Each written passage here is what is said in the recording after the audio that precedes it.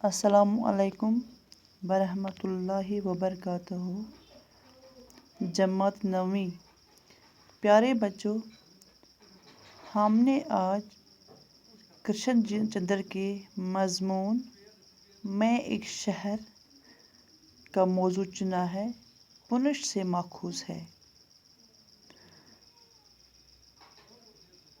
پونچھ کے دن میرے لیے بہتے پانی کے دن تھے اور سورج مکھی کے پھولوں کی طرح آفتاب کے گرد طواف کرنے کے دن تھے۔ میں ایک زمین، ایک دھرتی، ایک شہر، ایک سیارہ تھا جو مشرق کے گرد چکر لگاتا تھا۔ دھرتی بولتے ہیں زمین کو، مسرت بولتے ہیں خوشی کو۔ میرے وہ دن کھلے نیلے آسمان میں سفید بادلوں کی طرح گزر گئے ہیں۔ وہ گھڑیاں آج بھی یاد کے کسی اونچے بورے ٹیلے پر لمحوں کی لمبی لمبی ڈنڈیوں پر نرگسی پھولوں کی طرح جھکی ہوئی مجھے تکتی ہے۔ پیارے بچوں، میں ایک شہر تھا، پونچھ سے ماخوذ ہے۔ اس میں کرشن چندر جی پونچھ میں بتاتے ہوئے اپنے بچپن کے دن یاد کر کے لکھتے ہیں کہ ان کے دماغ میں آج بھی بچپن کی یاد تر و تازہ ہے اور بالائی مٹی کے موٹے تہ کی طرح ان کے ذہن پر جمی ہوئی ہے۔ پونچھ میں میرا خوشیوں سے بھرا گھر، پیار کرنے والے ماں باپ، خوبصورت دوست، بے فکر ماحول، کھلا آسمان اور سرسبز زمین ایسی باتیں ہیں جن کی میٹھی اور حسین ترین یادیں میرے دل میں بسی ہوئی ہے۔ کتنے ہی راستے ہیں میرے دل میں جو پونچھ کی وادی کو جاتے ہیں، کبھی شمال، کبھی مشرق، کبھی جنوب، کبھی مغرب۔ جدھر سے بھی جاتا ہوں، پونچھ جاتا ہوں۔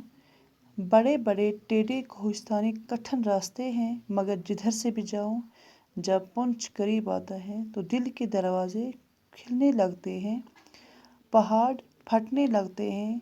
ایک طرف بیتاڑ کا دریا آتا ہے علی آباد کی جانب سے، دوسری طرف سے پونچھ کا دریا، جس وادی میں ان دونوں دریاؤں کا سنگم ہے، وہیں پر پونچھ کا شہر آباد ہے۔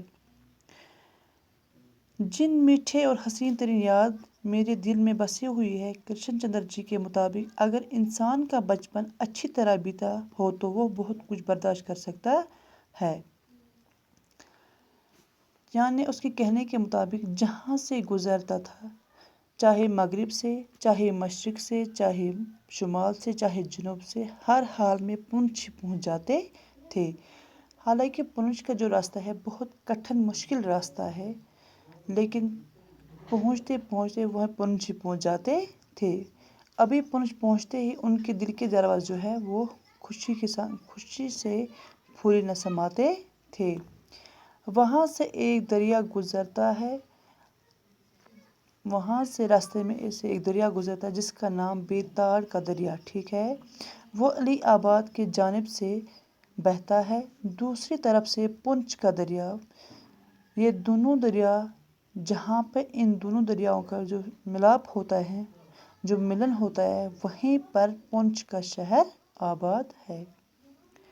کہتے ہیں کہ پچھلے زمانے میں ایک راجا پونچھ تھا، اس نے سب سے پہلے اس وادی میں شہر بسایا۔ پہلے زمانے میں ایک بادشاہ ہوا کرتا تھا وہاں پہ، جس کا نام پونچھ تھا، جس نے وہاں پہ اس شہر کو بسایا تھا۔ اسی کے نام پہ اسی پونچھ کو پونچھ نگری کہا گیا ہے۔ یعنی کہ اس راجا کے نام پہ وہاں پہ اس شہر کا نام پڑا ہے پونچھ نگری، ٹھیک ہے۔ بعد میں بگڑ کر پونچھ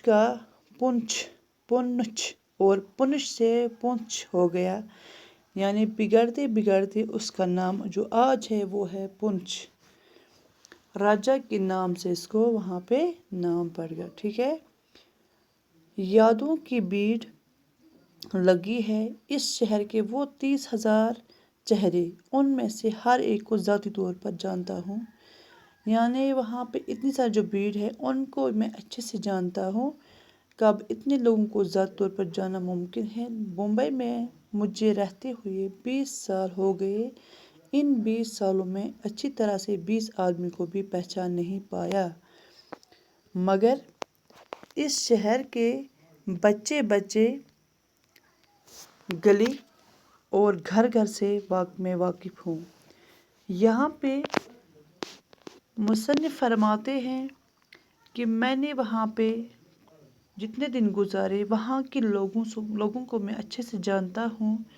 اس کے برعکس میں نے ممبئی میں 20 سال گزارے ہیں، لیکن 20 سال گزارنے کے باوجود بھی 20 آدمی کو میں وہاں پہچان نہیں پاتا ہوں، مگر اس شہر کے بچے بچے، گلی گلی اور گھر گھر میں واقف ہوں۔ عجب طرف سے واقف ہے۔ یادوں کے اسکیچ بک میں ہر چہرہ ایک کتاب ہے۔ اسکیچ بک بولتے ہیں تصویروں کی کتاب، یعنی ہر ایک بندے کی، ہر ایک انسان کی شکل میرے سامنے ایک کتاب کی مانند ہے۔ ایک کردار ہے، ایک کہانی ہے، ایک ناول ہے۔ میں انہیں بیان بھی نہیں کر سکتا۔ وہ سب میرے دوست ہیں۔ ایک کا ہاتھ پکڑتا ہوں تو دوسرا فوراً میرے ذہن میں آ کر کہتا ہے مجھے بھول گئے۔ یہاں پہ مصنف فرماتے ہیں کہ وہاں کے لوگوں کے ساتھ مجھے اتنا میل ملاپ ہوا ہے کہ مجھے لگتا ہے کہ جیسے میں کسی کا ہاتھ پکڑتا ہوں، جیسے مجھے دوسرا کوئی دوست وہاں سے ذہن میں آ کر یہ کہتا ہے کہ آپ مجھے بھول گئے ہو۔ میرے دل میں خیال آتا ہے کہ جیسے مجھے کسی کے ہاتھ پکڑتے ہی دوسرا فوراً میرے ذہن میں یہ کہتا ہے کہ آپ مجھے بھول گئے ہو۔ پیارے بچوں، ہم انشاءاللہ کل اس سے آگے اور پڑھیں گے۔ باقی والسلام۔